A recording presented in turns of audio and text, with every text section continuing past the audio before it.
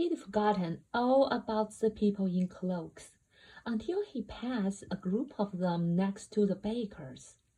He eyed them angrily as he passed. He didn't know why, but they made him uneasy. This bunch were whispering excitedly too, and he couldn't see a single collecting tin. It was on his way back past them, clutching a large doughnut in a bag, that he caught a few words of what they were saying. "The Potters, that's right. That's what I heard." "Yes, their son, Harry." Mr. Dursley stopped dead. Fear flooded him. He looked back at the whisperers as if he wanted to say something to them, but thought better of it. He dashed back across the road, hurried up to his office, snapped at his secretary not to disturb him, seized his telephone, and had almost finished dialing his home number when he changed his mind. He put the receiver back down and stroked his mustache, thinking. No, he was being stupid. Potter wasn't such an unusual name. He was sure there were lots of people called Potter who had a son called Harry. Come to think of it, he wasn't even sure his nephew was called Harry. He'd never even seen the boy. It might have been Harvey or Harold. There was no point in worrying Mrs. Dursley.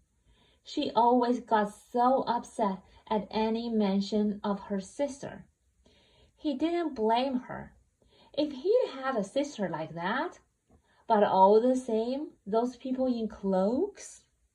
He found it a lot harder to concentrate on drills that afternoon, and when he left the building at 5 o'clock, he was still so worried that he walked straight into someone just outside the door. "Sorry," he grunted, as the tiny old man stumbled and almost fell. It was a few seconds before Mr. Dursley realized that the man was wearing a violet cloak. He didn't seem at all upset at being almost knocked to the ground. On the contrary, his face split into a wide smile, and he said in a squeaky voice that made passers-by stare, "Don't be sorry, my dear sir, for nothing could upset me today. Rejoice, for you know who has gone out last. Even muggles like yourself should be celebrating this happy, happy day." And the old man hugged Mr. Dursley around the middle and walked off. Mr. Dursley stood rooted to the spot. He had been hugged by a complete stranger. He also thought he had been called a muggle. Whatever that was, he was rattled.